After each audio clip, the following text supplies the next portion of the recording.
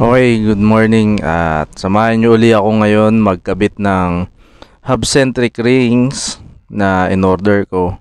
Ito, yan. Aluminum siya, hindi siya plastic. Ngayon, tanggalin muna natin tong isang gulong. Yan, lagyan ko na ng jack.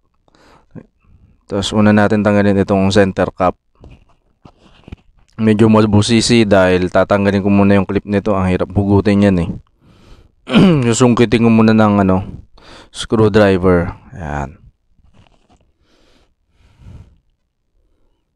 So, pag natanggal, iangat natin konti yung gulong para tsaka natin luluwagan yung lug nuts. Ayan. Pakita ko lang sa inyo yung space. Ayan, may space yan dyan kasi mas maliit yung hub diameter kumpara dun sa ayan yung hub diameter kaysa dun sa center bore nung mag wheels. Kadalasan ganun nangyayari kapag nag-upgrade o kaya mas malaki yung center bore ng mag wheels na nilagay nyo. Ayan yung ganyan magiging fit nung hub centric rings. Ayan. Kasi fit din natin dun sa Bali, ang sukat ng hub diameter niya ay 100 mm. Tapos itong center bore ng patrol mags ay 110 mm. Kaya may pagitan siya. Mga 10 mm yung niya. Yung space niya. Mahirap kasi pag hindi naka-sentro o kaya hindi concentric ang hub tsaka yung mag wheels. Magiging lug-centric siya. So, ang bigat talaga na humahawak dun sa bigat ng sasakyan at ng load ay yung mga lug nuts. Kaya delikado siya. Kapag nalubakan ng matindi,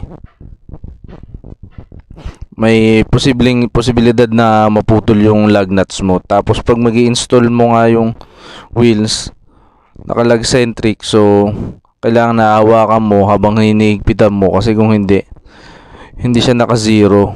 May wiggle kang mararamdaman dahil hindi nakapatong yung center bore ng mag wheels mo sa hub. So talagang may play. Ayan yung magiging itsura niyan. Wala na yung space. Ayan, naka 0-0 na siya. Safe na siya gamitin. Ayan. Last part, torque natin yung ating lug nuts. Gumagamit ako ng torque wrench para iwas lost thread. Ayan. Sakto lang yung torque niya. Hindi masyadong mahigpit, hindi rin masyadong maluwag. Kaya safe sa ating stud bolt tsaka sa ating lug nuts.